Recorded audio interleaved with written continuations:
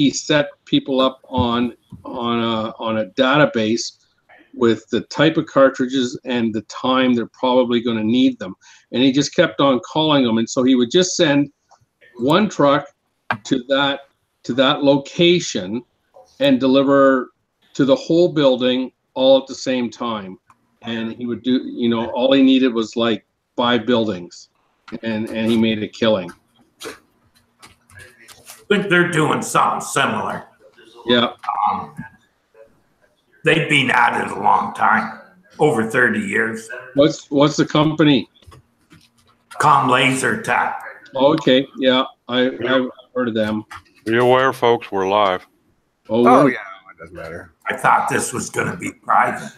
Oh, it is. No, there's no promotion on that, so no one's going to show up to watch it. I just want to be able to have it on YouTube, so if we want to pull it down in case there's an interesting conversation, that you can pull it down and use it later. You know what I mean?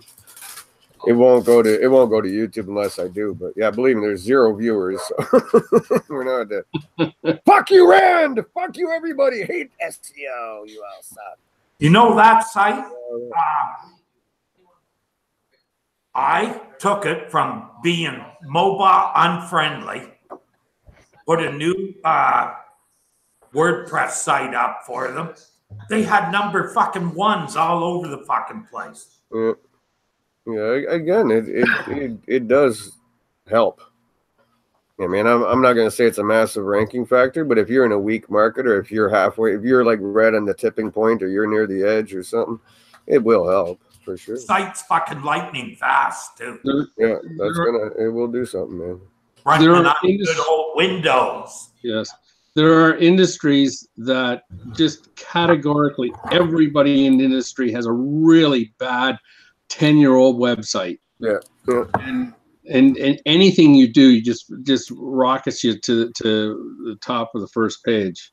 I'm just lazy now, Steve. I'm just lazy, Steve. Both of my clients right now own their markets, so I don't really care. I just sit around and I just shit out every month a couple of reports, and they pay me. And this is what you're supposed to do in your 50s. There you go. Spend more time invoicing than anything else. That's it. Reporting and talking around in meetings, and like I said, Doc, you know, I end up doing more CRO stuff more than anything now. You know what I mean? Like as much as I do any SEO these days, once it's solidified, and, you know, like Nancy, I've been with her for 1.5 years. At this point, it's a lot of tweaking and a lot of little bits, and it's more maintaining and watching the other guys crawling up our ass. You know what I mean? That's more what it is.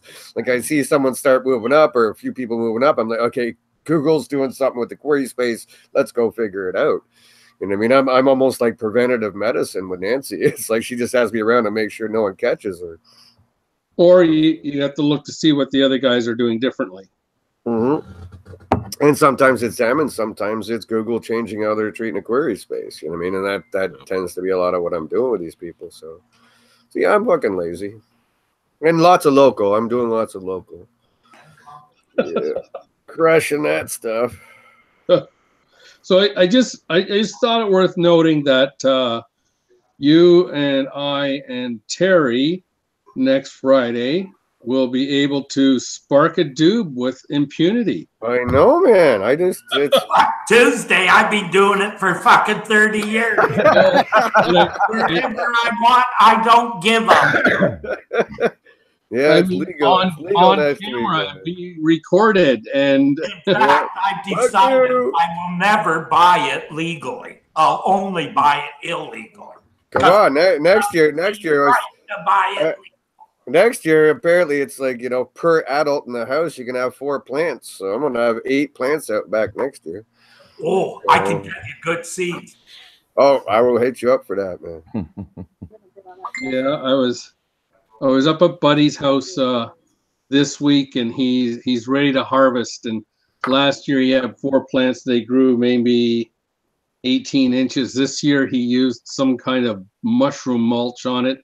And they're like 6 feet tall. Well, that's what you want them, man. Yeah, they're not much use when they're that big. Fuck that. I had a good crop last year. I didn't get into it this year. Too busy. And that lasts me a year. I don't smoke that much. You know what I mean? Like, I really don't. So, how sophisticated is the process to extract the CBD oil? I've nenever tried. It's all pressing and stuff, so I'm sure there's. Is that all it is? Just like a little hydraulic press? Because that could be, man. Yeah. That's some But pretty pricey But stuff. yeah, but that's the thing with my anxiety disorder, dude. I just smoke like very low grade shit, or I mix it with tobacco or whatever. Like I mean, like the kind of stuff my daughter gets and shit, like this fancy name, fucking whatever name, fucking shit they got. I can't smoke that shit. It'll give me a fucking panic attack, man. It's like no. Absolutely. Not for this guy. But actually, the corner store here sells CBD oil. Oh yeah. Yeah, it's I think it's extracted from the hemp, which is like the male plant. Yeah. Oh really? Huh. Yeah. So it's just straight CBD. Apparently, mills you right out and. Yeah. Well, and again, like I mean, like any kind of stuff. I just take like 2 hits off a joint, put it out, and that's it for that's all I do. Me, it's more just the creativity gets going, or the mojo gets flying a bit when I'm tired. Or... Me, it's how I stay sane. Yeah. I thought that ship had sailed, Terry. It has. I need this just to keep me where I'm at now. So I know that nobody's watching, so it doesn't matter. But in the news, apparently, Google is shutting down Google Plus. Yes. Oh wow! What a shocker, eh? Didn't see that coming. Yeah. Who made the comment that they hacked themselves to give themselves a reason? That was me. I was like, shit, fuck, they didn't get hacked for data. They just had somebody hack them, so they had an excuse to shut the shit down. An internal hack. It was nice of them to not bother us with those little tidbits for 3 years, though. No sense in getting the public in an uproar, right? Oh, well, yeah, and again, like I start, as you know, Doc, we start the Hangouts through YouTube anyways now, so I don't think it really makes a difference. I mean, I'll still be promoting them through fucking YouTube, Facebook, Twitter, whatever. So I don't think it really affects anything I'm doing with video, and that's the only reason I really ever had a use for the place. So, are we going to try to pick up a LinkedIn to fill the gap, or? We have a LinkedIn group, and like I said, probably next month, because my wife and Halloween is when the Dojo relaunch, and so at that point I'll be more active over there and stuff. But I have been posting some news over at LinkedIn. But we have a LinkedIn group and all that shit. Probably going to start up a Slack group because there's a bunch of people that want to go over to Slack. So we're probably going to be there as well and whatever. So what's that? Slack. Slack? I've never even heard of it. Really? Really? It's not a bad platform, really. It's a thing. Used a lot. WordPress uses it for their support. A lot of big companies use it. You can use it for support. You can make it private. Our company uses it. I like the fact that you can break it down into public and private. Yeah. To be honest, I'll probably be leaning more there than LinkedIn. LinkedIn's never really been a big thing for us, but I've got the LinkedIn group. So I'll tell you what, talk to Brian Wallace. He's been involved in a lot of stuff with LinkedIn local. LinkedIn's doing a lot of big things. Yeah. Again, like it just never got much traction over there. You know what I mean? So I got a little peek under the hood when they tried to scout me, and they're doing some pretty cool stuff, man. Yeah, we'll see. Yeah. Now I do believe that Slack would be better for the communication channel, but it's like chatting and stuff like that better than like Skype. But LinkedIn's and again, I like Slack a bit more for that as well, because the main issue I've always had with the Facebook groups that I actually liked the Google Plus one for is you don't have channels within that channel. You know what I mean? People post into the group, and just within a week it's gone. You know what I mean? Yeah. I've literally gone to the point now for the last few months because there's a forum going in the dojo again that when there any kind of interesting conversation comes up, I literally have to grab the link, stick it in a Word doc so I can go and put it somewhere else because trying to find that shit through the search mechanism is fucking horrible. So. And that's one of the things that's really nice about Slack. You can have a thread. Yeah. It's not hard to find. Link building and content development and UX. Like we can create those channels within Slack that people can find what they're looking for better. So like I sent a couple links to James about 2.5 months ago. And I went looking for him this morning to share him with somebody. Yeah. And it took me probably 10 minutes. Yeah, exactly. In our private chat. Like, Jesus. Yeah, that becomes the problem, right? Is I like to, again, be able to find these conversations, these bits of information faster. And the Facebook group is horrible for that. You can search it, but Yeah. It's not really as functional. Yeah, not a nice search function. No. When you look at Slack and when you get used to it, because I used it for 2 years at Dev, and when you get used to it, you kind of look at it as a natural evolution of forums, because Yeah, for sure. You've got all the functionality of a forum with the threads, and you can nest and stuff like that. But you've also got integrations with Google Docs and Asana and all these other platforms. Yeah, so Slack is definitely one channel I'm going to be adding into the dojo as we go forward. Because again, pretty powerful. Facebook, I know everyone hangs out on Facebook, but once we train them over there, it's more functional.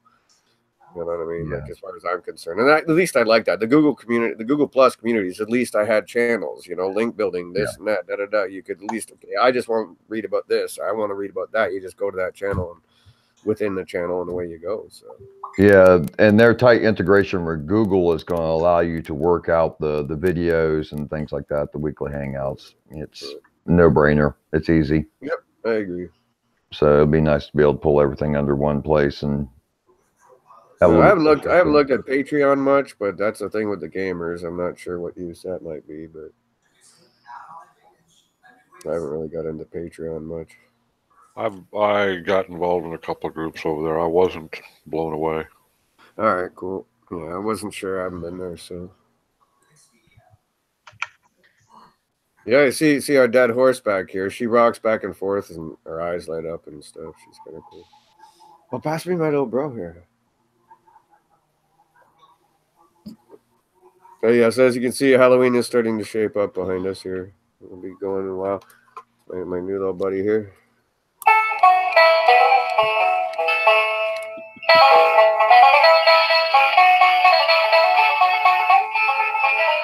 Yeah.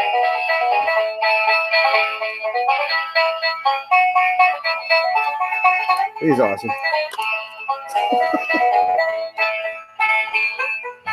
There we go. He'll shut up in a minute. Oh, yes, I didn't really look at the news much this week. Too busy heads down working myself. Google shuts down that shit. Yeah. What was the other favorite one from the week? Oh, we have one. Oh, yeah. Google said that word count, link count, anchor text ratios are not indicative of quality. I love that shit.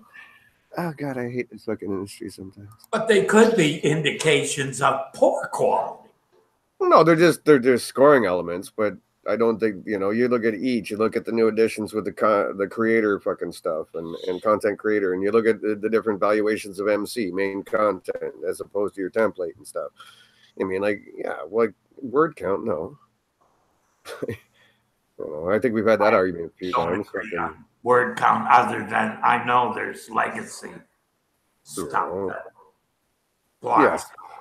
I'm sorry. From ranking. I remember even reading some of the Google research papers on what the optimal word count was for spam. It was over 1,000 words. Why? Because SEOs ran around for years going, you need to have more than 1,000 words on a page. So the spammers said, okay, well, that's what we'll do. We'll spit out more bullshit. So, I mean, so that again, if you look at the spam guys, you learn a lot about the regular system. And, when the adversarial guys are looking at word count for spam, then, it kind of makes sense.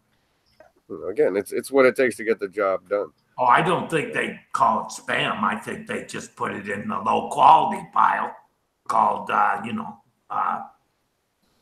again, look at vectors, look at various semantic analysis methods, and then look at relevance, because, what's a quality page? The whole reason they got fucking stupid ass fucking rank brain in the first place was unknown queries, meaning, a hurricane hits yesterday. There's not going to be content running around about the hurricane that hit 3 days before last week. So there's going to be new content. So how do you judge that new content? It's not going to be word count. It's not going to be links. It's not going to be anchor text ratios or any of that shit. It's going to be relevance. So, but anyways, I thought it was funny that someone actually had to clarify that. Well, I think it can show some stuff. I know when I looked at a lot of Dude, I still think that eats everything. I mean, if you want to talk page quality, I'm not talking links, I'm not talking QDF or anything like that. I mean, just straight up, quality of a page, you know, that EAT's going to play into it. Like if you've got a history of having, as you would say, low quality content, and so your EAT is kind of scored down here, you could put up something tomorrow that technically should be high quality, but it's not going to be looked at that like right away, unless you get those secondary signals like links or, you know, social or any other visibility or non-link citations, shit like that. Yeah, So, you know, you got to dig yourself out of that hole, right? it was an easy way to just look at something and say, well, this is no fucking good. You got to add more text to this page. Sure, You know, but again, all the text in the world ain't going to save you if you got a site that in Google's eyes over time has a very low EAT. I mean, if you are not trustable, you have not shown expertise, you have not shown authority, you could have someone write the greatest piece of content ever, and I'm pretty sure it's not going to score right away on anything without some secondary signals. You know? But what's interesting about that is over time we've watched Google go from, they used to assign page rank on a site basis, and then they stopped focusing so much on the site, start focusing on the page, and now they're kind of working their way back towards an entity basis. Whether it be the author or the site, they seem to be shifting back more towards the entity rather than the page. Which makes sense because it does make sense. If I'm Josh Baczynski or somebody, if everything that comes out of my mouth is bullshit, and I decide tomorrow that I'm going to turn a new leaf and I want you guys all to trust me, are you? No, no. You've got a history of being full of shit, so it's going to take you a while to work back in my good graces. So, you know, I think that's an acceptable route for Google to take myself. I don't know. PR was calculated at the page level. Always has been. Well, the PR, yeah. But that's just links. And so. The rankability of a particular piece of content on a site also depended upon the reputation that the site held early on. Even that, you know, they had topical page rank patents. They had fucking personalized page rank patents. They even started picking apart their own fucking algorithms as far as page rank goes and you know, diversifying how that's treated, you know, so. And then that works both ways. I think, you know, I'm still not a believer that, you know, negative SEO is not a thing. I'm not a fan of that statement, but I think to a degree that helps combat it to a sense. That like if you've got a reputable site that's always been clean, always been good, and someone starts to bomb you for some reason, I think they do take that into account to a degree. Yeah, it's going to be tougher to hurt you. Yeah. Yeah. So I think that works on that level too with EAT and stuff like that. That's okay. Well, that's an anomaly and it's external. It's offsite. You know what I mean? Like a bunch of shitty links start showing up. Do we immediately just smack them? And I mean, like I hardly ever get like manual action fucking jobs anymore. Like I used to get them every week, you know, like back in 2012 and shit. Like, you know, 3 times a week, people are coming to me with a manual action problem, and I haven't had one in probably 8 or 9 months. Yeah. Yeah, at least that for me too, dude. Yeah. So it seems to be on a downtrend. They're finding other ways to figure it out, you know. And that's cool. I don't think they have to do manual actions. I think they can just write without doing that. I think the thin content ones are probably on the rise more than the unnatural links and stuff. There are some manual actions, and I'm sure. I think confusion. I think a lot of what I see these days is just developer confusion. You know what I mean? Fucked up redirects, fucked up HTTPS implementations where you're pulling in stuff that's half HTTP and half HTTPS. And I'm finding a lot more of that kind of stuff in the work I've been doing, like consulting wise. When people call me in, I get a lot of that kind of stuff. That it's funny. It's not as much SEO error these days as it is fucking developer error. It's like, that's at least half of what I do now. You know, yeah, it's like a shitty plugin or a shitty something's not working with that, or something on the development side seems to be causing crawl issues or over indexation issues or whatever. That seems to be a lot of what I'm running into now. So. I mean, my week usually consists of Carl getting a hold of me and saying, okay, I got this thing. You know, he throws me a list of clients and say their rankings are tanked, their sites are running like shit. What's the problem? And I go through and I run through my series of tests and everything, report back to them, and then go in and fix it. But it's usually people poorly implementing the products that they're wanting to use or finding terrible alternatives. and not, optimizing it and doing just a few preventative things, and next thing you know, their rankings are shit, or monitoring or whatever, or whatever. Like, I mean, like I'll see indexation shooting up like a fucking crazy. It's like, what the hell happened here? Then you find out some developer did this or that, or even the host, like, what I mean, updating the PHP or updating my SQL or whatever can create oddities that Google just chokes on and gets confused about. Mm-hmm. It makes you wonder if there's going to be some sort of trust element involved in that at some point, that it's not just you and the content of your site, that it's your development team's stability, that Awesome.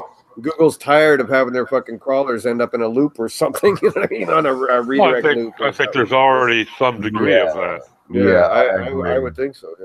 Yeah. With their heavy push towards HTTPS, SSL certificates, stuff like that, with their heavy push towards that, with the actions that they're taking in Google Chrome to block non-secure sites, their heavy, activity on blocking malware sites. I mean, it just kind of makes sense that they would look at security as a ranking factor, Well, certainly with your money or your life kind of stuff, fucking A, man. You know what I mean? But it's just a matter of, I've just found, it's not that hard to have a secure, well-performing site. It's just a little bit time-consuming, and that's where people don't want to get into. I mean, like, how many tools are there right now that I can go and jump on that's going to tell me, like, just from an outside view, what WordPress plugins are out of date, et cetera, on the site. I mean, so to think that Google doesn't have crawlers that are able to identify these things is silly. I mean, I got to think that they, at some point, and we've seen that too, like you've seen in Search Console, they used to send those notifications that this is out of date or that you might be at risk because of that. To see that that's in there, it's got to be a reason for it. You know what I mean? They're not just trying to be nice people. Hey, hey, buddy, just letting you know some of your plugins are out of date because I'm your friend, Google. Yeah. No. I don't buy that. So yeah, well, I had a technical issue yesterday. I was pulling up a piece of content over on SNC for one of our authors that is syndicated from LinkedIn.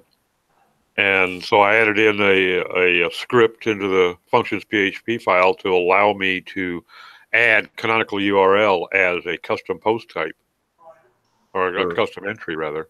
And it worked. I put in the canonical to LinkedIn. Unfortunately, the automatic canonical self-canonicalization is also there. So I had to take it out. Now I got to find that so I can get rid of that on just that post. But I don't know if I'm going to be able to do it on just that post.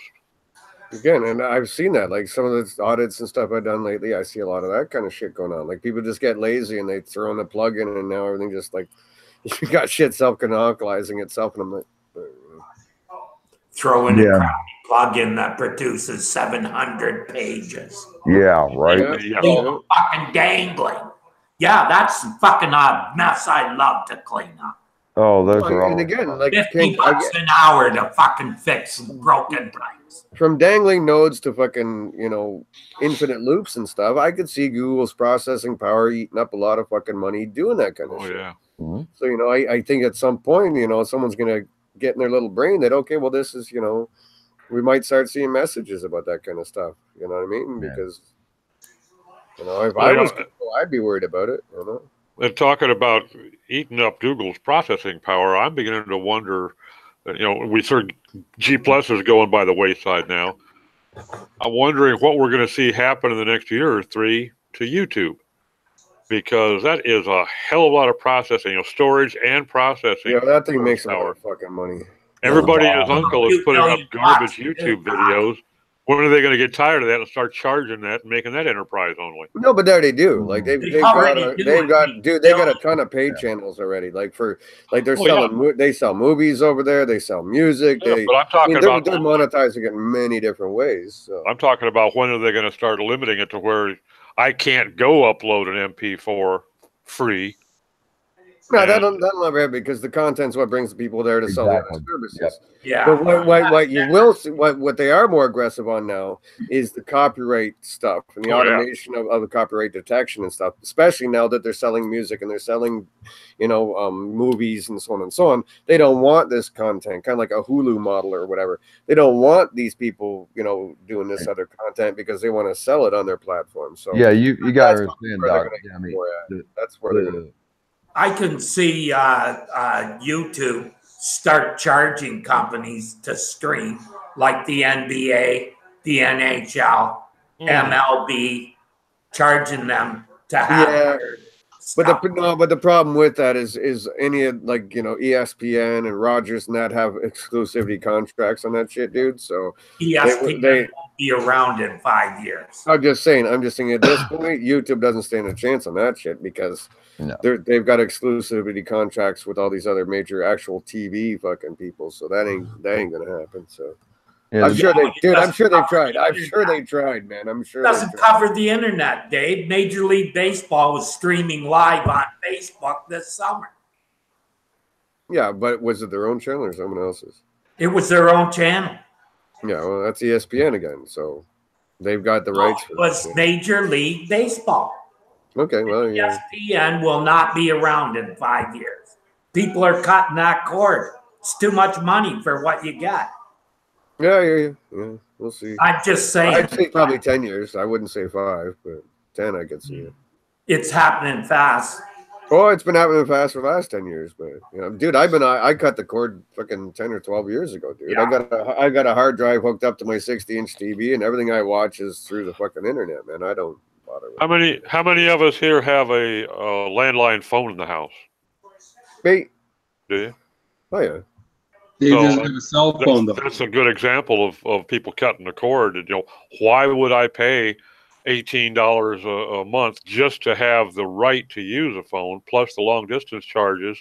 Sometimes 10 minutes down the road is a long distance call, you know.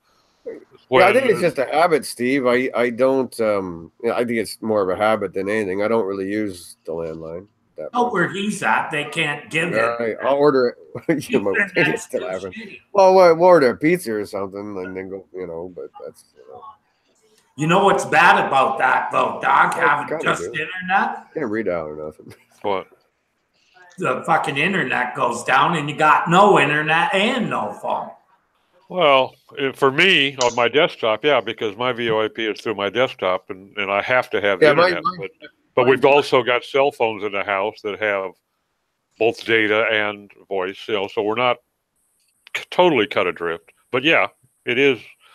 But the same thing with the phone service. Now in the States, and I would assume it's the same in Canada, in the States, they actually send 90 volts out on the phone lines. So that even if you have a power failure, your landline will still work. Down here, they don't do that. They work off of the not here, power but grid. I'm in the middle of fucking nowhere. So yeah, when my phone, because we've got the, you know, hand-free phones or whatever. So no, when the power goes down, the phone's useless. Oh yeah, if it's a hands-free, yeah, they're cordless. Right. No, but Bell Canada still puts the 90 volts across, because I always kept a one of the old phones around, one of the Northern Telecom phones that just plug into the wall and it works regardless. But yeah. So I think they're talking about stopping to do that, Doc. I heard, I saw something some months ago about a plan to perhaps do that in the States, and the only thing that I saw that was any indicator of whether they're going to do it or not was just the fact that somebody had done a study and said, you know, it was going to cost them like $350 million in hardware costs, another $700 million in implementation costs, and they just rather keep on sending out the 90 volts. So curious, does anybody build links anymore? Not me. Never did though. Yeah. Like what? Like build links, like actually go out and try and I don't know. I do broken links. a few. I mean, like Chamber of Commerce. I do outreach. Yeah, nice. Yeah, I've done some limited outreach, but I found 3 or 4 good places, and that's all I do. I don't look for more. I tell them I am, but I'm not doing it. But it goes back to the beginning of the conversation with you open up a new site and there is just so much to do in WordPress or with just the crappy development on the site that you're into the site for a year before links even become an issue. Well, that's it, dude. Like, yeah, my latest client, dude, I did an audit and the list is like this fucking long and he's paying 20 hours a month. It's going to take me 4 months to get through my own fucking list just with the shit on the site. It's like, oh, man, I'm going to be busy for a while here.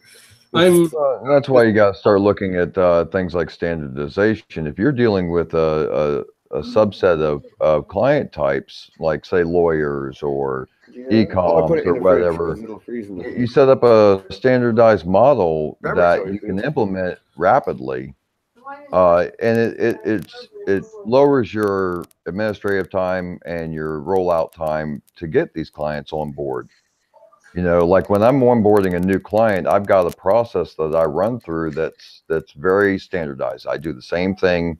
Of course, there's always deviation. Well, so do I. It's called an audit, and then I have to figure out what the fuck's wrong, and I have to go fix it all. Yeah, not just the audit, but also just the onboarding process. You know, I've got different steps that I've got scripted and things like that I can automate. And by doing that kind of thing, by investing a little bit of time up front with developing these tool sets, I save 10, 15, 20 hours a week that I don't have to do. Yeah, I don't know. What kind of stuff are you talking about automating, though? I'm talking about, moving the sites from one server to another, getting the content updated, HTTPS migrations. I can do that. How does one automate updating content? Yeah. I'm talking about like the HTTPS migrations and things like that. Okay, well, yeah, no, but I'm talking about, I already got people that already have that in place when I'm walking in the door. Right. Yeah. A lot of stuff. So that's definitely not. And just outsource it. For instance, for links, I would never bother building local links. I can get $5 a link. Go to Whitespark. But yeah, when I come to something new, I was saying before you came in, James, like for example, this guy lately, right? First thing I'm doing coming in the door is setting up all my processes as far as, tracking things, as far as, data studio and so on and so on. Get all that done. Next thing I'm doing is quick wins, which means now I'm going to look at things that are ranking 5 to 10 as opposed to 1 to 5. Now I got to go through all those and look at the internal link ratios. Can I strengthen those with some internal linking? Then I got to go look at their title tags to see if I can strengthen those. Then I got to look at the click-through rates of all these ones. Like I've got stuff that's 1 to 5. I was saying to Terry, you'd understand this. Buddy's got some stuff that's ranking 1 or 2, and I mean the ones that are only getting like a 5% click-through rate. And that's abysmal. Like, you're ranking number 1, you should be at least 12 to 15 to 20 on your click-through rate. So now I got to go through each of those pages on those top terms of whatever. And now I got to go look at the meta descriptions and see, are we pulling, how can we improve the click-through rate from the SERP with that? So on and so on. I can't automate that. I mean, and all that's based upon the fact that going to the client and saying, okay, what are our best margins? What are our popular products? What are the things you want to move? So it is very manual and labor intensive. I don't see a way to automate any of that shit. No. I think another desirable thing to do is to delegate some of that stuff if you can. Fuck that. I'm not paying anybody. It's my money. My money. I'm like Dave. I do all that. I do it all myself, and I do it manually. And I only ever pay for you to do that manually. What's that? Submitting the directories. No. We're not talking about that. Wasting your time. No, we're talking about fucking quick wins and stuff. I'm talking about strengthening existing rankings. Like when I come in the door, I don't want to. I hate these SEOs that say, "Well, it's going to be 3 to 6 months before you see an effect." Fuck you. I come in the door. I'm going to show you fucking value in the first fucking month. End of story. I will do it every time. That's fucking ancient. That was because it took 6 months to get a fucking search engine to come and fucking call you. Yeah, but still, again, you got to, it's still a manual process of the quick wins and the internal linking and issues like that, architectural, from then I'll move on to the bigger fucking fish to fry, If you set a site up on WordPress, Google knows within 15 minutes when your site has published anything. Okay, but again, like I'm saying, if you got a click-through rate of sub 10, for a listing that's making you money, that's ranking 1 or 2, that's got to be looked at. You know what I mean? If it's the title, if it's the meta description, usually both, you should be pulling a lot more than like 5 or 6% on your click-through rate, man. That's horseshit. That is garbage. Fix that. So one form of delegation is to use a third party. But Terry, a moment ago, you mentioned Whitespark. They don't do link building except for citations. Were you talking about their citation service? That's link building, fucking in another word. What's the Okay. difference? You know, Well, one so is I wanted to make sure I understood what you're talking about. okay. Yeah. But even still, what they call citation building, we always called it link building, all under the same, you know, because some of them- actually citations are non-link usually. Some are, some aren't. Yeah. And Yeah, you got a the link. ones with links may be That's no what a follow. link is. It's a link citation or a non-link citation. It's, you know, whatever. But So, again, okay. that's local, so we're just not going there. You know. I was just going to mention my business model though is I only need 5 clients to make a living. Yeah, see, I only need 2 or 3, and then I need fucking one. That's it. I mean, One. like you know, And again, I put consulting money work I in use where I make a lot of money. So So Yeah, that's because you're collecting your government pension now, Terry. Yeah, but even without that, However many clients I have, I always all need my one bills, more. and I got money left over. See, I'm with Doc. Business is good, but I'm always looking for more. I always Oh, want yeah. one more than what I got. I never Absolutely. tell Yeah. people I'm busy. I mean, like for me, like I'll relaunch the dojo, and I'd rather, you know, at this point in my career, like I'm just fucking lazy and tired of it all. So I got clients that they own their fucking world, so that's great. I'm happy. I don't have to work too hard. You know, I have the dojo, and then outside of that, I'm thinking about giving back in my own communities around here to young entrepreneurs and people like that, and offering up, you know, our assistance here to help young people for nothing and whatever.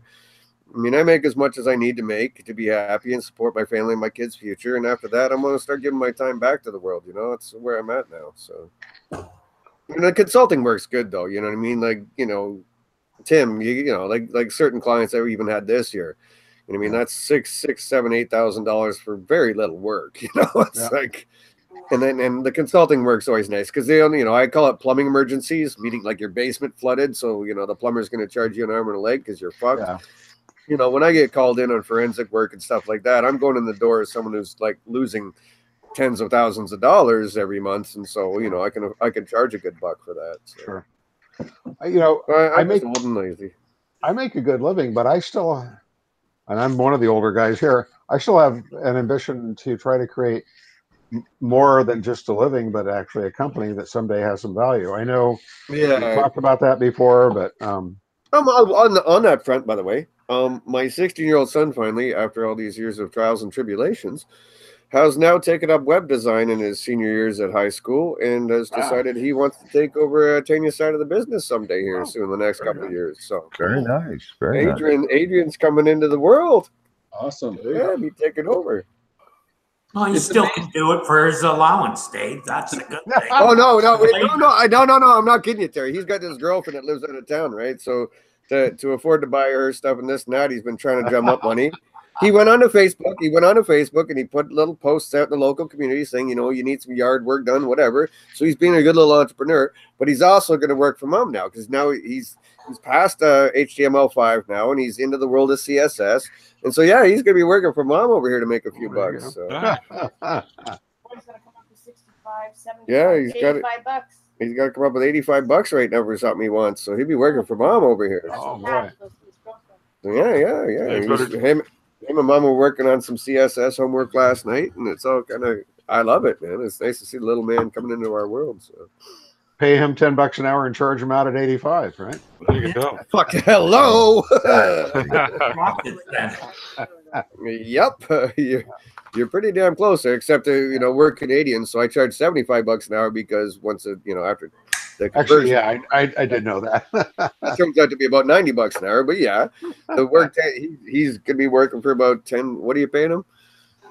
What are you paying him an hour? 15 an hour. 15 an hour. And yeah, we're charging him out at about 90. So there you go. I don't have to charge him tax, but I can write him off on our taxes. There you go. So yeah, and she can write him off on the taxes. So yeah, he's a bonus right now. We should have another one, honey. Okay, I'm just kidding. Joking. Whoa. Nope, definitely not happening there. I'd rather pay some. If you need another one, I'd rather pay some. So yeah, so that's kind of cool. Yeah. Yeah, you know what I mean? Like, you know, the dojo would be something more I'd pass on, you know what I mean? Like, because I really care about the industry. That's why I used to write it, and that's why I do stupid hangouts. And have groups, and I believe in my industry, and I care about my industries, and that's if I'm going to pass anything on, it'd be the dojo eventually. So. But yeah, building an agency and all that kind of stuff, never been in my DNA. It's not, I've had employees too. I've had, employees and stuff before, and it's just not my thing. I don't want to ever have employees again. I'm only setting up arrangements where I can treat them as 1099 independent contractors. And I know the legal difference, of course. I'd rather keep it in the family until they decided that they didn't want to do it. Yeah, I'm not. Yeah, it's not a goal of mine. A lot of people it is, but not me. I won't be selling this business. I'll be passing it on.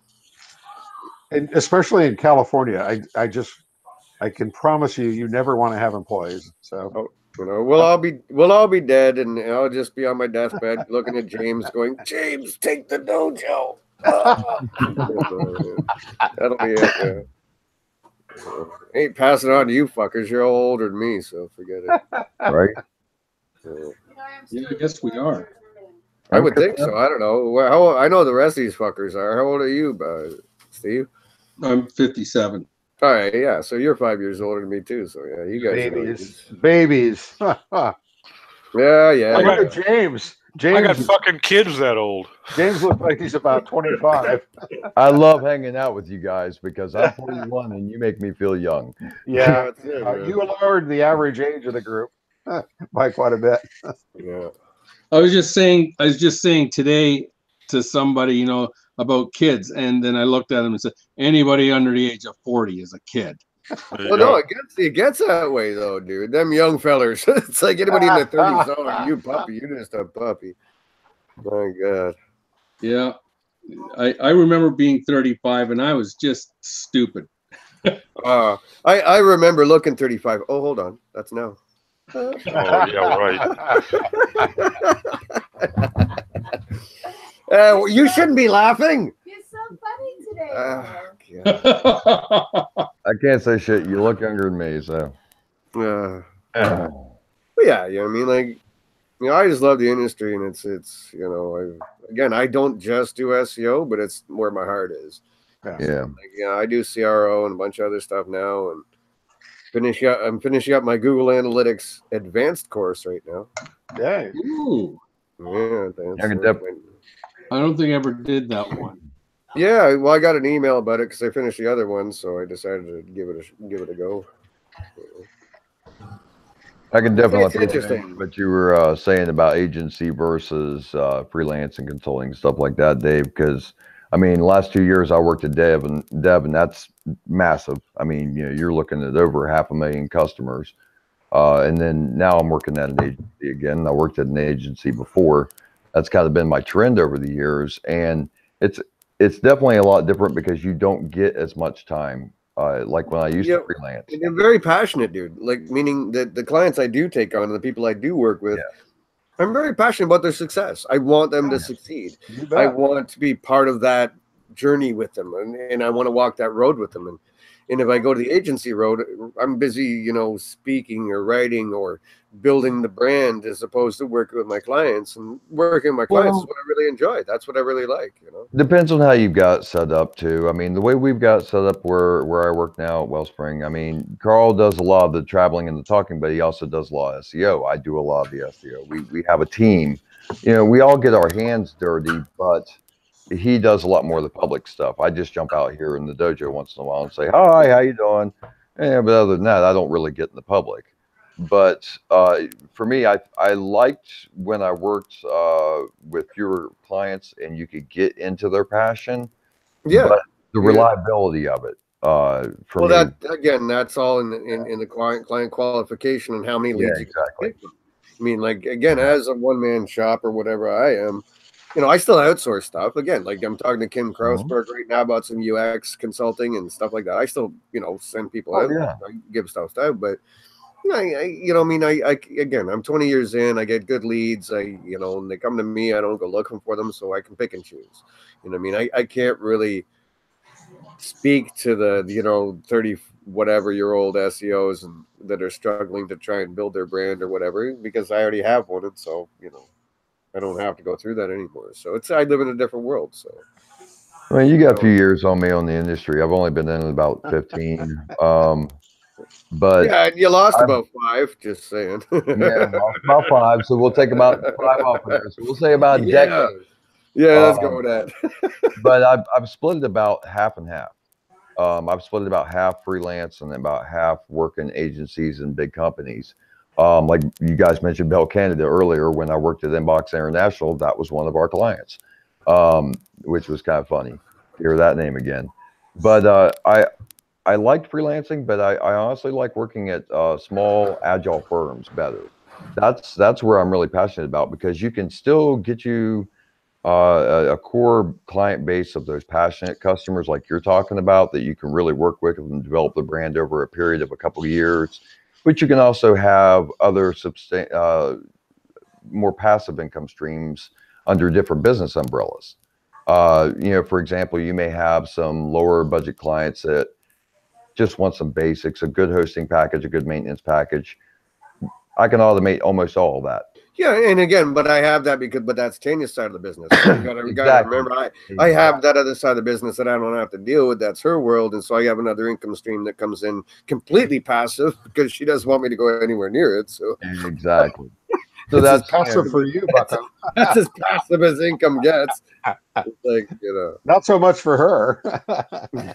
Yeah, it's just a matter of not putting all your eggs in one basket. I think if you're putting all your we do hosting, we do development and all that stuff, as you know, with the other half of the business. So I just, I'm hands off on that. So because I don't really like sleeping on the couch. So well, being a generalist, I'm lucky I get to have my hands in a little bit of everything. But with my specialization being more towards like the WordPress end of it and the server side of it, of course, I lean more heavily towards the security and the making sure development's managed right, things which like I that. enjoy, because I learned so much from the other side of my team that it helps my SEO. When I start when I do crawls and things and whatever, and I run into things, going, what the fuck is happening here? I can turn to someone I trust that I worked with for 20 years and say, okay, what the fuck is going on there, and they can explain it to me. So.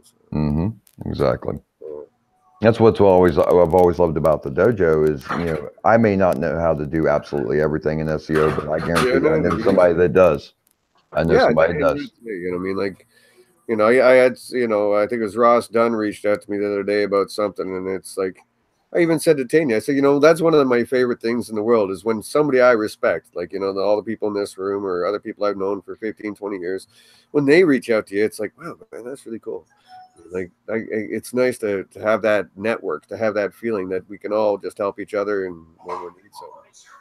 Absolutely. Yeah, the networking is everything. I think that'd be one of my number one pieces of advice for any young guy or person coming in the industry is develop that fucking Rolodex, man. And, I have an old phrase that if I don't know what the fuck's going on, I know someone who does. Like, sometimes I go to, if it's Black Hat, I go to Rob. If it's whatever, I have a Rolodex deep enough that I can talk to people that'll figure it out for me if I don't know. And I think that's the other part is never think you know it all, or never try to know it all, or develop what you do well, and then have a good Rolodex, and Bob's your uncle. I don't think anybody can. I don't think either. But a lot of people get that arrogance. You know what I mean? I'm not going to mention any certain people in certain groups we know, but I wouldn't mention Joshua Brzezinski either. Oh no, I was thinking about that. Never mind. Yeah, I've had a motto since childhood that I think is very apropos, and that's if you have not learned something new today, you've wasted your day. You can never learn everything. Yeah. I was kind of trying to teach the son that the other day that find something you love to do for a living. So when you wake up in the morning, you actually want to go to work, and be, try to be better. Like, I don't care what anyone says. Oh, Dave's awesome, or this and that, or top 50 SEOs, or what the fuck. I don't give a fuck. I want to get up every day and learn something new. I want to get up every day and get better than I was yesterday. And that's a driving force. I've been in this game 20 years, but I started my first business at 22, which was 30 years ago. Which was totally brick and mortar stuff. But ever since I owned my first business, I still, I don't walk around acting like I own a business. It's about getting better every day and challenging myself to get better. Well, I don't want to own a business. I want to sell it someday. Well, we know that. How's that working out, Tim? How old are you now? 102. I How's that just working sold out for you? I just sold a business very successfully. Okay. I Stop don't showing have. off. I don't really have to work. How do but you how do you I kick like it. someone from this group? Hold on, let me. Oh, there's No, Honestly, actually, that's always been. Now, I haven't always had my own companies, but the reason I have is I enjoy building something up to where it has enterprise value, yeah. goodwill, See, and then you can sell it. to each his own. They become I babies to like me. They become babies to me, and I don't want to. Like I Jim like Boykin. that's my SEO problem. also. Earlier this year, Jim Boykin wanted to buy the dojo because he's got ninjas. I got a dojo, and I was like, no, can't do it. You know what I mean? And I know sure, it's exactly got what you're. value. Somebody wants to buy it off me, but it's my baby. It's my little. Yeah. You know, we're 9 years in. Next year will be 10 years for the dojo, and I just couldn't do it. I know exactly what you're talking about because I Yeah. had a site that in a year's time at the time it's been many years ago, but at the time like Webmaster Resources was kind of a huge thing and still getting a lot of traffic, and in a year's time I got it ranking #1, and I had fun with that website. It made me money, it made passive income from ads, and it was just a fun site to work on. And I turned around and sold it because at the time I was married to someone that didn't believe in this industry and, oh, you'll never make money online, whatever. And I ended up selling the site for a song for like a fraction of what it was valuated at. And I've regretted it every single day since, because that was a site that I could pour my passion into. Yeah, yeah. You But know, and I his can own, understand. for sure. Yeah, and I can definitely understand you not wanting to give up the dojo. Yeah, you could probably make a few dollars off of it, Yeah. but it's your passion. You've had this for so long. Yeah, you know, Well, it's and just. But to there's each his own, man. there's such a thing as being ready to sell and not being ready to sell. Like Exactly. I had opportunities to sell my home care company several times before I finally did, but I wasn't ready. So Yeah. I get it. And I love SEO. Don't get me wrong. I like, No, actually, no. I don't like as much as I used to all the technical site building side and all that jazz. But Yeah, well, again, see, I that's like not my SEO. problem. That's hers. So. Well, when I talk about delegating, one form of delegating is to get help from others. Like Tanya has certainly helped me a couple times with things that, Yeah. She's been a great help that way. So If I ever give it up, I'll just give it to a friend, and with the rest of our company, it'll hopefully be my son someday. And Yep. I mean, I'm just not the build and sell kind of guy. And I've never owned a company that my daughters were interested in, but they're in their 40s now anyway, so they've got other. I just think my son likes to he likes to watch us sitting around the house and not having to go anywhere. I think he's just lazy. He's just like, oh, fuck this. I get to sit around my computer all day. All right. I think that's the It's attraction. like easy work. Yeah, I think that's the attraction, Terry. Yeah.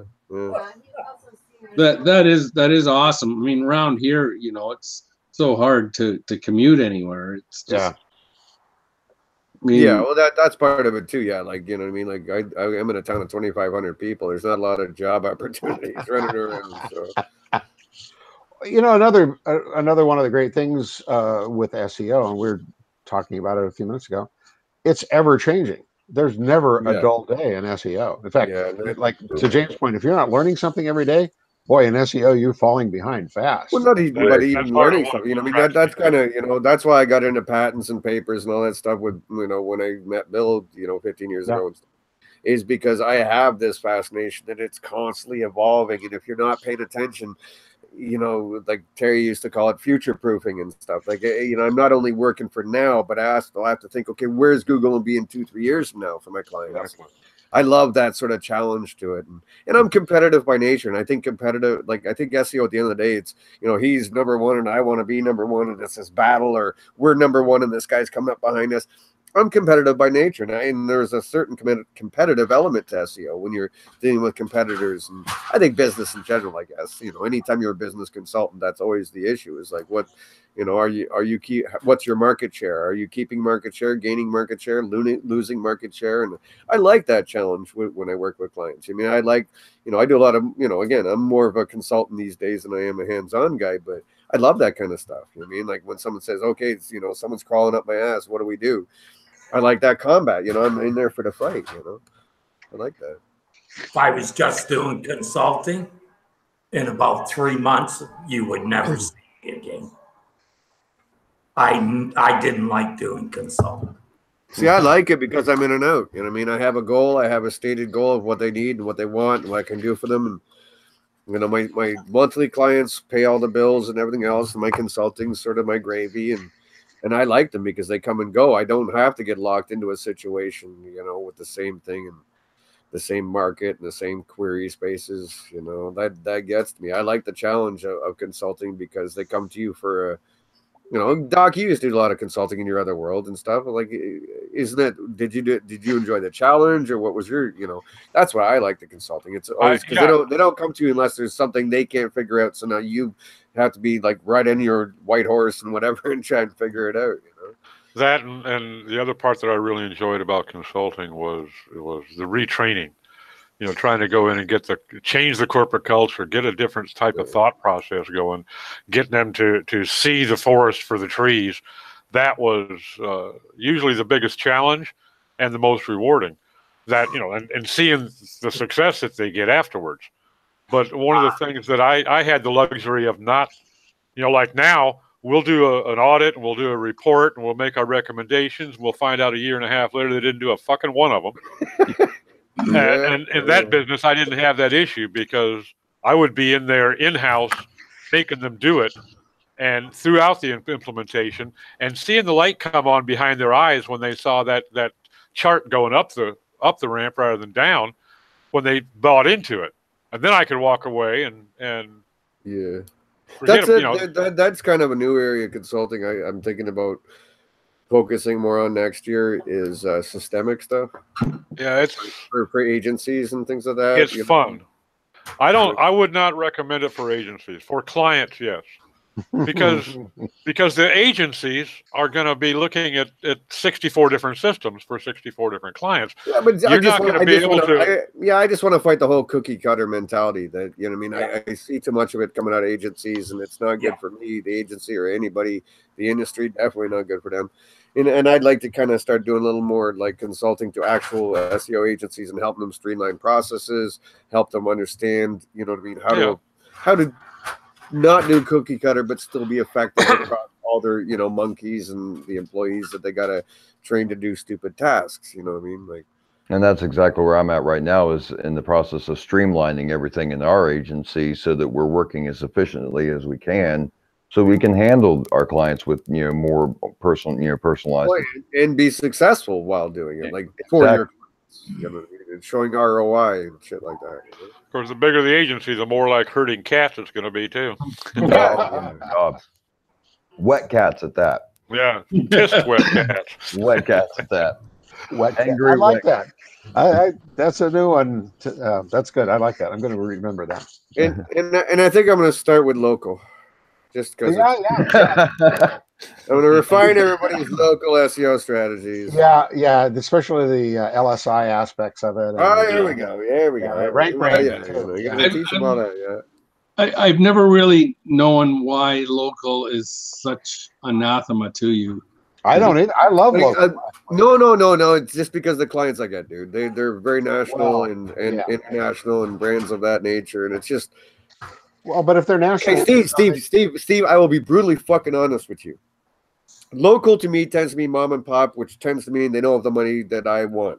Yep. I don't want 10 fucking $500 a month clients. You know what I mean? I just don't. But if they are story done, I'm out of there. Like, I'd rather have bigger ones that are national that can afford to pay me, you know, $2,000 a month, $3,000, $4,000, $5,000 a month, whatever, and have 2 or 3 of those. You know, so no, again, I've dealt with local, but when I've dealt with local, Steve, it's been like. Go back to Terry. Remember when we had the guy with the hot tubs, right? Yeah. So they've got 300 dealers in 3 different countries. So what Terry and I had to deal with was on a local level. This regional guy can't be eating the lunch of this region. So let's say we've got 30 dealers in Canada. So one's in Calgary, one's in Edmonton, so on and so on. So we were dealing with, I don't mind dealing with local on that level as far as making sure everyone's not eating each other's lunch and shit like that. And so I do touch local in that sense. But again, to be honest with you, dude, it's just local tends to be mom and pops. And I'm just, you know, at the point in my career, I don't want to do that. So I would say if you pick the right industries, they pay good. All right, yeah. I It had to have be like, well, you know, medical. I'm sure Tim makes a half decent living because they can afford to pay you. So yeah. Well, and there are also multi-location entities in my industry, and some of them I'm fortunate enough to have. You know, yeah, if I was dealing with medical or lawyers or somebody who could afford to fucking pay me, then I might look at it. Yeah. But, you know. Yeah, on the other hand, I will say the little guys that are only paying like $1,500 a month or something, I really feel for those people, and so I like helping them. You Yeah. know, you're right; it's not as profitable on a per unit basis. Well, But- there's, keep in mind too, there's still some low-hanging fruit that you can take Yeah. care of for those Oh, yeah. smaller clients if you have Yeah. a process in place. Exactly. If you're used to work, like for instance, I've worked for firms ranging in size from the biggest client was $3,000 to where I've worked for firms where the smallest client was $10,000. It just depends on how you've got it set up. If you take and have a process in place for these smaller clients where you can offer some low-hanging fruit But optimization. it also goes back to this conversation of you can't be good at everything. Exactly. That's true. Exactly. So again, for me to start trying to get my head around local plus doing everything else I already know and do, I don't see the point. Like I'll just hand it to one of you guys. I'll just go, hey Right. Tim, I got this guy, or hey Exactly. Steve, I got this guy. I mean, for me to start retraining myself in the world of local doesn't really make sense to me. If I was desperate for clients, desperate for money, sure, I'll fucking go and learn it because I got nothing but time on my hands. I But if think you've it already got also somebody- Up to this point, I just haven't. So I think it goes hand in hand, like you were saying, with niche specialization too. So Yeah. mine's medical and elders. So it's the nature of the beast. yeah, and you've got a process and you have an understanding of those query spaces and the processes and the back end and everything else. For That's me to James's point, actually. Yeah, exactly. yeah, for me to go and reinvent the wheel for myself, I don't have the need to. So I'd rather just pass those off to someone I trust. Exactly. I'd actually rather you not get into those. Sure. But that's the beauty of it. And that goes back to what Dave was talking about, the network again. That's the beauty of it. Your specialization is medical field, my specialization is a platform. Dave, got his specializations, patents and things like that. Thank you. That's not a fucking nobody pays me to read patents, shithead. No. That's not a specialization. Nice. Everyone else has a specialization. Me, Dave just sits around Google pays him to read your patents all day. Nah. You have to be billed to get paid. But that knowledge that you've got, that No, dude, I do forensics, I do fucking audits, things like that. And to be honest, these days I took the Terry Van Horn School of fucking SEO and ran with it 10 years ago. And what I really specialize now in is making people money. Yeah. I mean, that's like what I said. Like I deal with CRO now, I deal with social now, I deal with fucking, a lot of other stuff. But really, if I'd say I specialize in anything now that keeps me in business is something I learned from Terry when I first met him. When I met Terry, I was just your everyday SEO going in and plugging stuff in. And then Terry kept harping at me that if they don't make money, they're not paying you 6 months from now. And so that is number one focus. Exactly.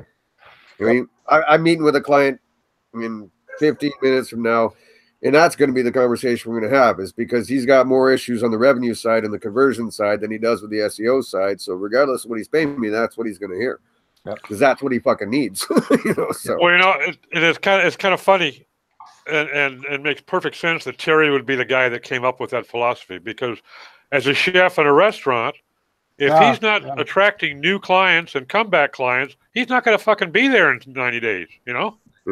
Exactly. And that's one of the downsides of dealing with local is sometimes because margins are so tight, you can just see that these guys, it doesn't matter what I do, or I got to do something really extra to get them some clients really fast. Yeah, well, see, that's another thing I learned working with Terry. Remember the furniture guy, Terry? The what? The furniture guy. Oh. Your favorite one ever. Yeah, so Terry goes out and starts researching what this guy's selling. He's like, dude, this guy everything he's selling is costing more. The shipping's more. Like the guy couldn't even compete. So that comes down to client qualification. You got to know when it's a losing situation. Like this guy was not going to compete. Terry went and did his due diligence. While we were working for the guy, and this guy was just not going to compete no matter what. So go look for another client. Hurry up, let's go. Because we're not going to have this job for very long. All That jokes. guy ended up charging back me. Oh, that guy charged back every cent we charged him. Yeah. Through American Express. Ooh. Lovely. It was a lot. I mean, it was fold that bank account up and fuck off type deal. 15 grand or something like that. That's what my boy. end was. Yeah. Wow. That's a tough hit. No. Well, that's self-employment, man. Welcome to reality. And Again, it was client even through qualification, PayPal. man. It was through PayPal, and it was. They even said it's a service, which according to their terms, you can't do chargebacks on. But guess what? It was American Express, so they did the chargeback. Oh, American Express is always. Well, I just closed the account and said, fuck it. You know. yep. Go fuck yourself, son. Good luck with that one, boys. He never listened to a damn thing we told him. But yeah, that's just I the even business. did a review for him where my advice was, don't do this. And he fucking refused to pay me. Now I know why Dave gets his money in advance. He eventually paid us, but he refused to pay us right away. And that's one, boys and girls, and 4 people watching. I always charge in advance, and my clients ask why, and I tell them, listen, because when I do this report, it's going to take me time to do it. And I don't give a shit if you like the advice or not. It's the right fucking advice. They're like, well, what about 50% up front? I'm like, no, all up front. I literally How about if I just look at your site and don't tell you what I found? That's your half. Dude, I'll give you Here's how smart I'll give you another example. Another example, I told someone, listen, your CMS is a piece of shit. Your fucking architecture is a pile of crap. Right? You need to change your architecture. You need to change this, that, and the next thing. They came back and said, well, I can't afford to do that. Fuck you. I'm not paying you. I was like, what? No. So, yeah, I charge every penny up front now because advice is advice, and I got to work through it to give you that advice. If you don't want to take it, if you don't agree with it, doesn't mean you don't get to pay me now. Like, go fuck yourself. Have a nice fucking day, man. I had a guy several months ago that tried to use that same argument for not want to pay me up front. And I said, look, when you go down to Sears and you buy a pair of Levi's and you take them home and you never wear them for 3 months, do you go back to Sears and want your fucking money back because you haven't worn them yet? Yeah. I give you my report. Whether you act on the phone or not is your problem. I did the report. I gave you the study. You pay for it.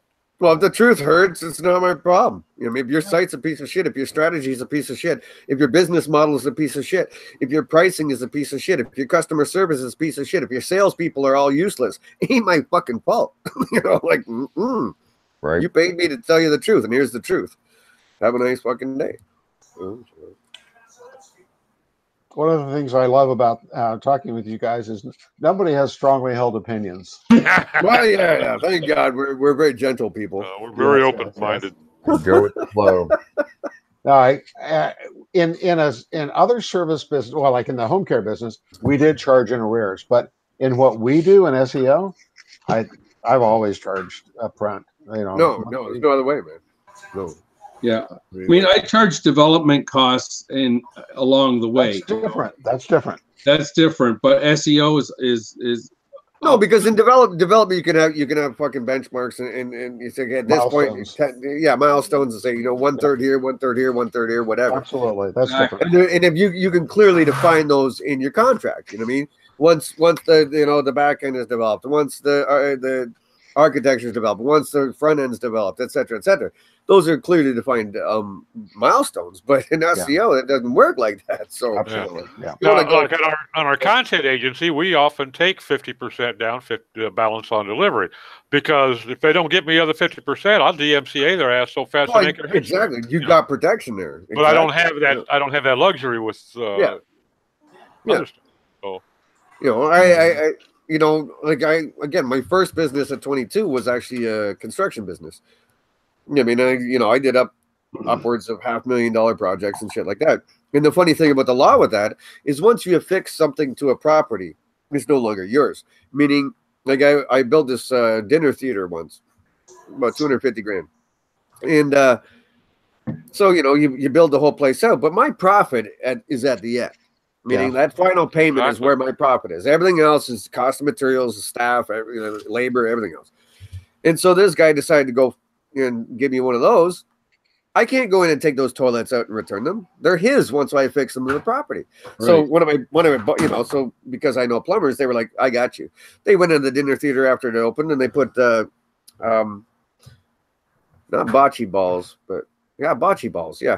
Apparently put those into like a toilet. You can't get them out. You have to replace it. So he went in once the place opened, whoop, whoop, whoop, dropped me in all the toilets. And I was like, yeah, that boy.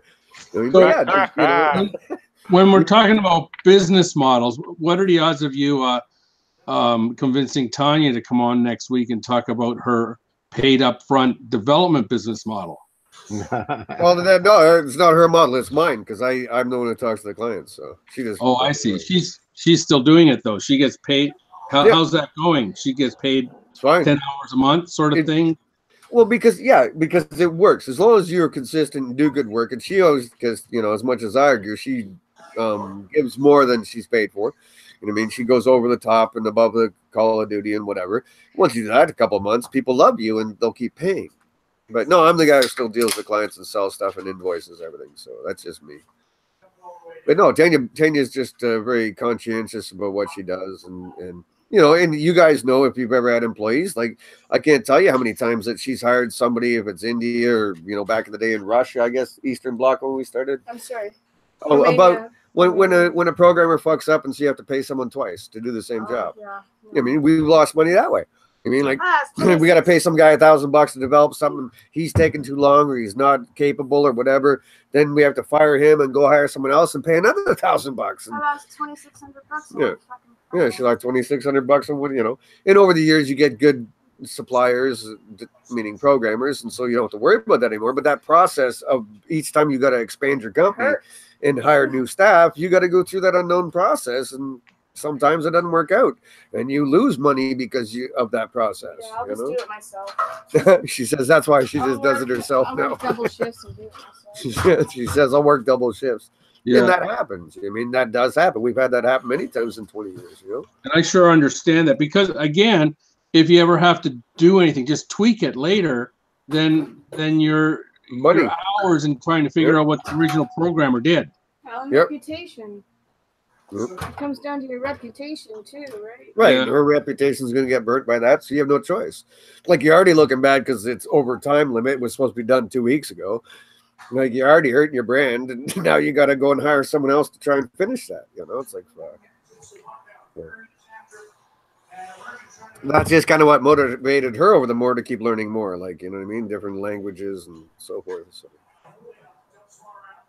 Yeah, man, that's just part of business, though. Like, you know, and that's, I think, another place that young people, if it's web development or SEO or whatever, when they try to grow too fast, don't understand that you need to have not only a profit margin, but you need to have at least. Now, I learned that from construction, that you always wanted at least a 10 to 15% contingency markup for fuck ups. Like, you know, if I got a $30,000 job, I'm going to throw in another 15% for fuck ups just in case.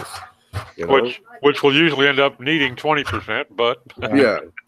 But yeah, that's just part of it. And sometimes you're going to eat it, and sometimes you're going to break even on a project. Sometimes you're going to lose money, and that's just part of being an entrepreneur, man. Like, you got to roll with the punches, and shit happens. And you can't live on $20 an hour programming. No. So, well, if you live in India, you fucking can. Well, maybe, yeah. Ecuador.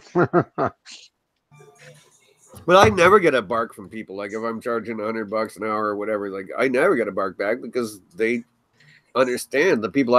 That's why I stopped. You know, I enjoy like dealing with business owners as opposed to the corporate structure, because they understand they're marking up their employees too, and they're marking up their services. They don't bark. I haven't had someone bark at me about my prices in ages. You know. But I don't deal with people that are like so small that their margins are so thin that they can't, you know, like if, you know, again, it goes back to Terry and what I learned from him about qualifying clients. That it depends who you're taking. You gotta go. Yeah, I know. I got 5 minutes. Maybe, you know, if you're taking the wrong clients, then that have thin margins that are skating on the edge, then, you know, you're always going to have them micromanaging. You're always going to have them up your ass. You're always going to have those kind of issues. Fuck that. Pick your clients wisely, man. I'd rather be fucking gardening. Oh yes.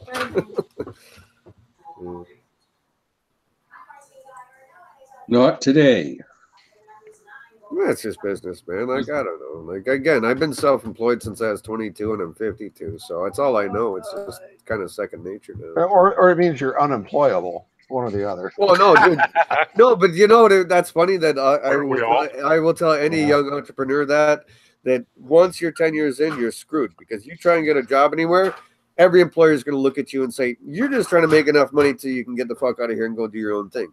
You do become unemployable. You never gave me that. Well, Like, you get locked in. Like, after 10 years of being self-employed, dude, I was pretty much locked in for the rest of my life. You never gave me that advice, by the way. Thanks. Yeah, you're welcome. You're welcome. Anytime. But yeah, it becomes a problem because now you go and try and find a job. No one's hiring you. Nobody's gonna hire you. No. That's a fact. The only time that wasn't true for me, I was pretty well known as an expert with a database product called Paradox. And when my agency blew up because my partner, that's the only time that's because they knew of me and I had a reputation. But otherwise, I agree with you.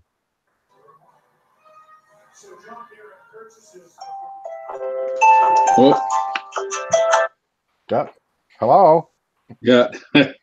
No, that's my my alarm. I have to go test my blood sugar now. Oh, you too, huh? Yeah, my doc said I had to start keeping a log. So I have my machine right here.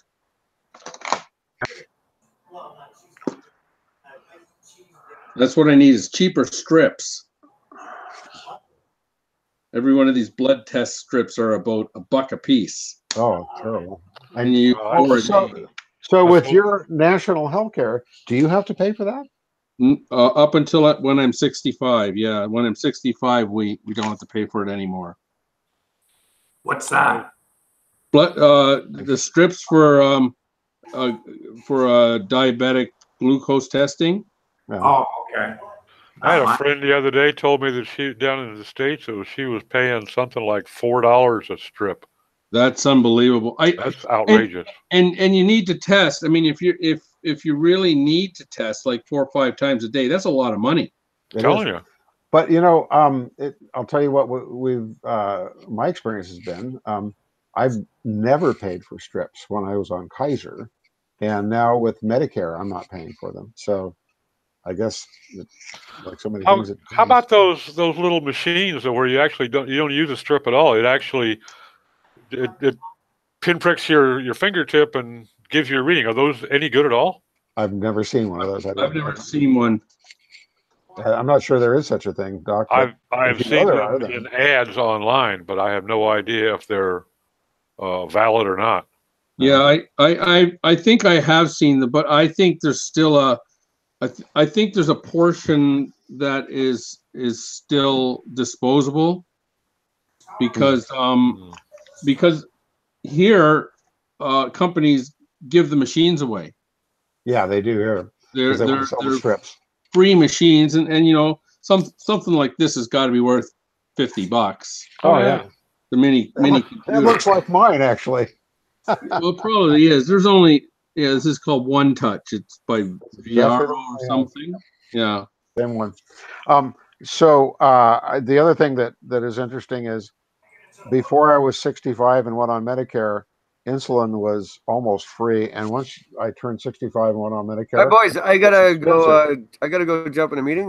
But the room will still be open, so I'll jump back in here once I'm done, which should be for like half an hour, if anyone's still around. Good luck, Dave. Maybe we should go do some work. I don't know. Anyways, I'll be back in a couple. All right, see ya. Hey guys, I did put a link in the chat for an interesting local tool. If you want to check that out. It's free. It's in beta, but it gives you a nice grid of your local rankings over like a 9x9 grid.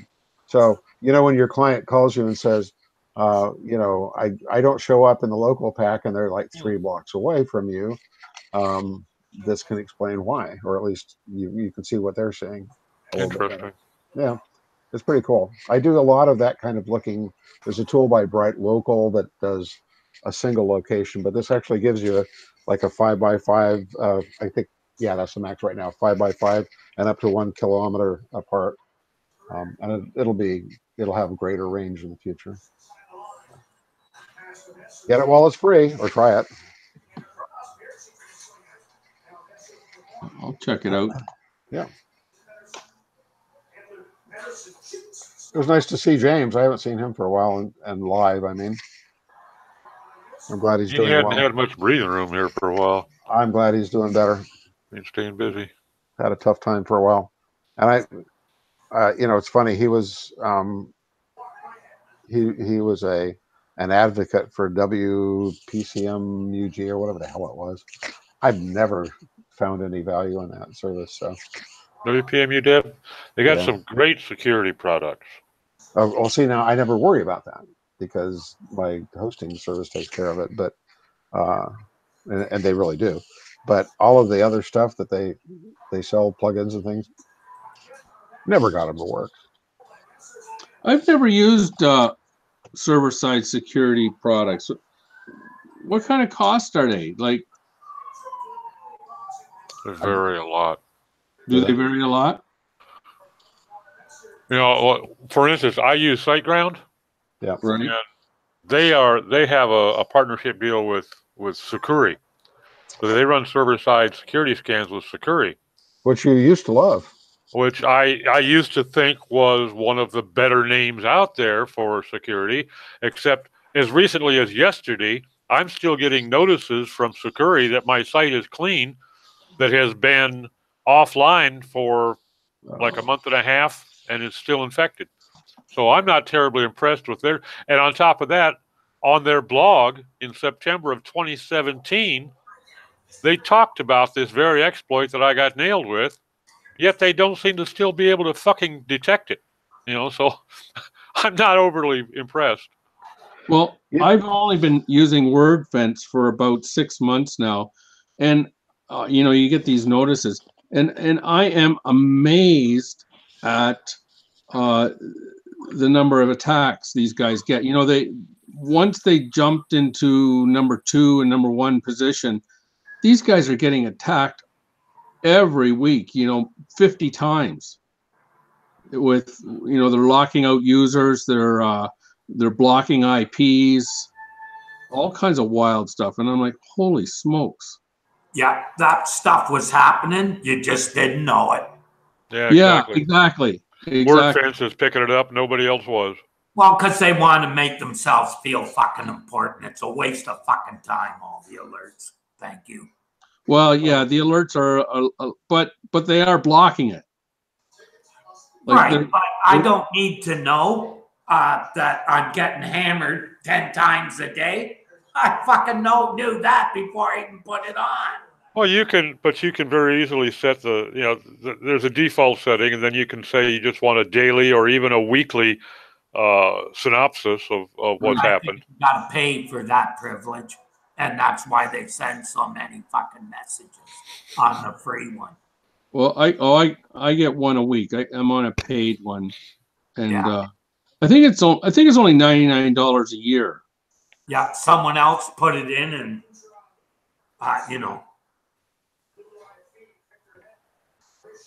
you can set I'm looking at WordFence right now, thinking about going to it because the other solutions I've tried have had marginal successes.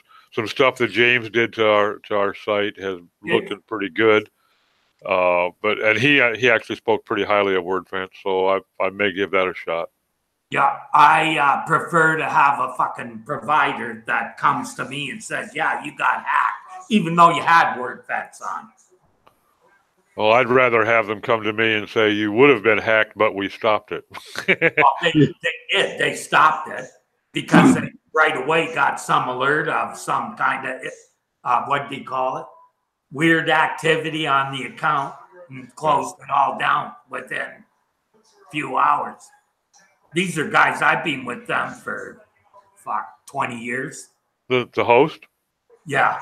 They're Borax out of Toronto. When I started with them, there was my server and two others that were co-located there. And now they're fucking huge. Who's the host? Corax out Corax. of Toronto. Corax. Yeah. I'll be right back. Okay. I've, in every other regard, I've been very pleased with SiteGround, and their tech group is fantastic. But I'm disappointed that they've decided to partner with Sakuri, who didn't seem to be able to find their ass with a sharp stick. Wait, now SiteGround is managed WordPress. Is it? It's managed WordPress hosting. Is that right? Pardon me? I said to Doc, SiteGround is managed WordPress hosting. Oh, no, they're a standard Apache host. No, I think they also do offer WordPress hosting, yeah, but it's a separate service. But I do not use managed hosting. That probably means they're checking the plugins and stuff. Right. I often wonder whether that's worth it. What is the big one that I hear people using for managed WordPress hosting? WP Engine? That's it. That's Tim's baby. He likes that. And that's, I think if you asked him, I don't know that he would, what do you call it? That he would recommend it. That's what I was thinking. I could see for some users that kind of managed hosting would be appropriate, for Aunt Bessie's Candy Shop, who can't even log into your email.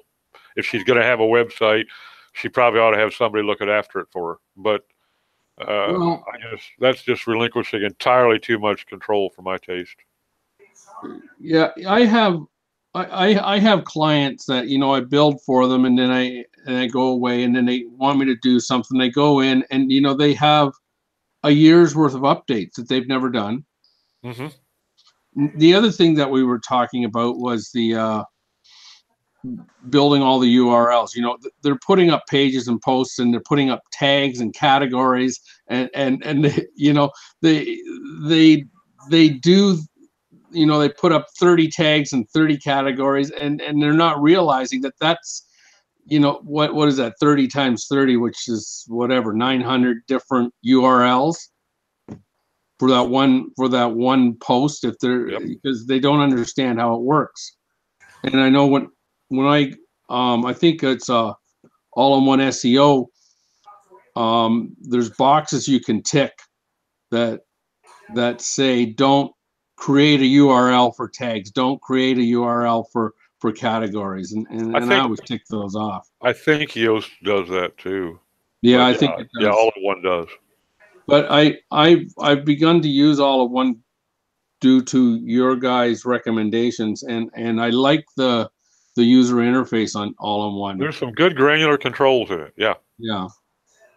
Yes, and it's just a little bit more understandable. I find Yoast is, I don't know where it is that they want me to find something, right? Yeah, it's not exactly intuitive. No. And the other thing about all-in-one is that to verify the sites in Google Search Console and Bing Webmaster Tools is very easy. Yeah, I mean, you don't have to actually go and verify the site. It uses that HTML tag and verifies it for you, which is nice. And then you can plug in the sitemap if you want, and it'll create a sitemap for you, or do it or don't plug it in. The only thing, and I just yesterday discovered it, the only thing that I found that I wish all-in-one offered that they do not, is the ability to set a custom canonical on a given page or post. Yoast does that, and all-in-one doesn't. And I think that would be a great addition, you guys at all-in-one, if you're listening. Yeah, they let you do it for the home page, right, or something like that. You can do it site-wide to self-canonicalize. I know that, but I don't find that you have the ability to do a custom canonical. Like I just ran into that yesterday on a post that I'm syndicated that I wanted to be able to do a custom canonical. And it did allow me, you know, I found the script to put into my functions PHP file that allow me to do that very easily, but I still have it now. Now I've double canonicalized. I'm self-canonicalized and I'm canonicalized on that post over to LinkedIn, which that kind of breaks the damn thing. So I think I understand what you mean. Like when they're canonicalizing, automatically they're putting a canonical in the original post, and then they're putting a canonical in the category, you know, slash category slash post, and one in slash tag slash post, and they're all pointing back to the original. that, and the fact that actually on the original page, it's showing itself as a canonical. Okay. That's what WordPress does now out of the You're box. supposed to do that, right? That is the way to do that. It is common wisdom says yes. I'm not 100% sold on it, but they say yeah, and I do it on most of my sites. So But I haven't seen evidence that it's really that necessary or beneficial. But I haven't seen it does any harm either. So I'm doing it on most sites. So if the post gets copied somewhere else, it still points back to your site too. Well, if they copy paste it, it'll pick up the canonical. Yeah. Right. Right. Yeah. If they don't have the common sense to go in there and find it and take it out. Yeah. If they just do a copy paste, it'll pick up the canonical. But like I said, I wanted to be able to syndicate a piece from LinkedIn and canonicalize it to LinkedIn, and it would allow me to do that, but it didn't take out the self-canonical function that the WordPress core has in it. Oh, you wanted the LinkedIn version to be the canonical. Yeah. That's the proper way to do it because it was previously published over there, you know. Oh, I see. I see. So now I've got on the same post, I'm showing that the canonical is that post page and the canonical is LinkedIn, which is kind of breaking the whole damn process. So the bot will probably it'll typically pick up the first one, which happens to be the self-canonical. Oh, I was going to say it would pick up the second one. No, it'll usually pick up the first one. It'll pick up the first one, and then it'll replace it with the second one. No, it'll pick up the first one and ignore the second one is what the testing of others has shown to be the case. Oh, okay. Once it sees one, it applies that and ignores anything else. Okay. And in fact, John Mueller supposedly said one time in one of his videos that if it sees more than one, it may just decide to ignore them all. But typically, it will heed the first one. Right.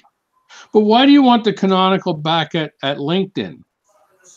Because it's the right thing to do. Just, you know, it's their content. So you didn't write it to begin with and put it on? It was first. No, it's another author who first published it on LinkedIn, and then I can canonicalize it. LinkedIn will allow that as long as they're getting credit for it. Okay. Well, to me, the canonical, aside from just putting a statement on a page, this was originally published on LinkedIn. The canonical is the right way to do it. So I canonicalize back to that post on LinkedIn. Right. Same as if you're allowing me to republish a piece off of your blog, I would canonicalize it to your blog because it first appeared there. Right. Right. No, I get that. Yeah. And so you're taking this post from LinkedIn and you're putting it on your client's site. On my site, yeah. On your site. It's an article by one of our authors that he did on LinkedIn for Search News Central that had some value, and he said, well, you know, if you want to, you can pick it up over there. And I've done it before with LinkedIn. I know you can. They have no problem with it as long as they get credit for it.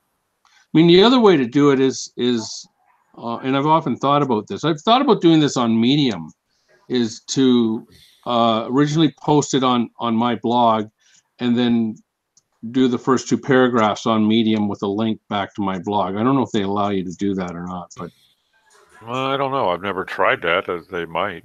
Because I have one post on Medium, and I get a weekly thing, and I get 15 reads a week on that post, and I think that's phenomenal. For me, that's phenomenal. And I would like to do a second post, but see if I could get them to read the end of the article back on my site. If read more and click, and goes back to my site. Well, it depends on what, once you get them on your site, are you going to be able to do more for them than just show them the rest of that post? If I would think if there's a chance that you can get a hook into them while they're there, then it's definitely worthwhile. Right. I think you're going to get marginal value from the link from Medium. But if the traffic is, if you can capture them and do something with them, maybe, subscribe them or whatever, then there's value there for sure. Well, I assume for these types of posts, I'm not going to get anything from the reader because they're technical. It's technical stuff. It's about schema, right? Who's going to read about schema except for other developers? Well, yeah, but if you've got more schema or similar information on your site, right. Traffic isn't worth anything if it's not converting. It depends on what your conversion is.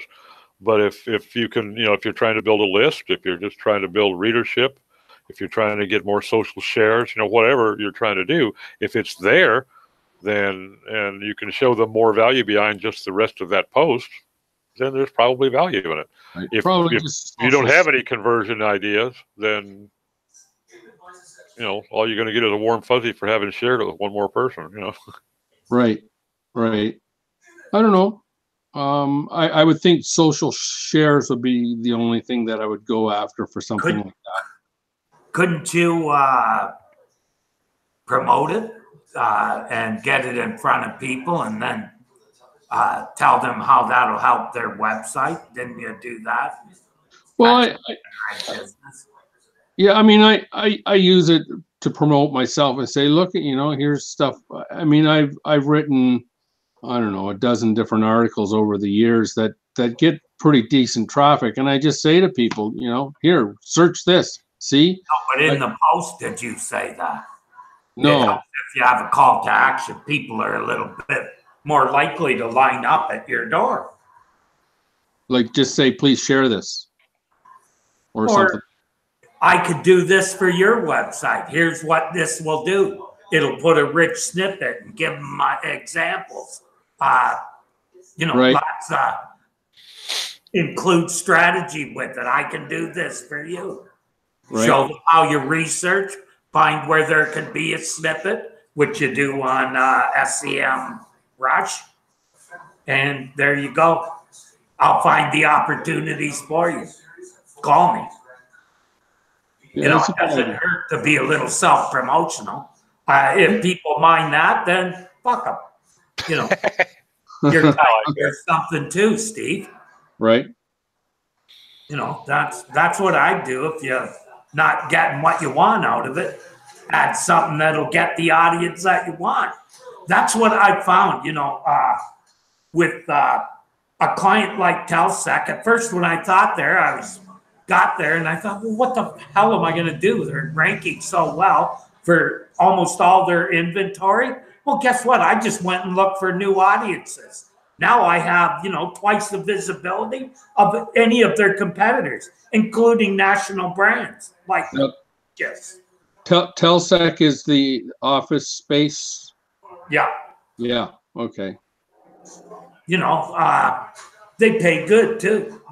Like I was going to do that, Terry. I had a 3,000 square feet. I was going to subdivide into office space. Well, that's a thing of the future, man. Where around you? Yeah, I sold the building, so it's gone. Huge. If I had a building like that, I'd jump at the opportunity. Pardon me? My cousin does the one in Barrie. I don't know if you know the one in Barrie. Okay. I forget. Excuse me, guys. Excuse me, because we're dropping client names. Do we want to take this off live? Oh, yeah. Well, yeah. How do we go live? We've been live. He wanted to know if we did something important, he could pull it down and edit it for YouTube. Yeah, but there's only 2 people watching. Not Oh, okay. Well, we were talking about some health related issues earlier. So. Right. Yeah, take it off live.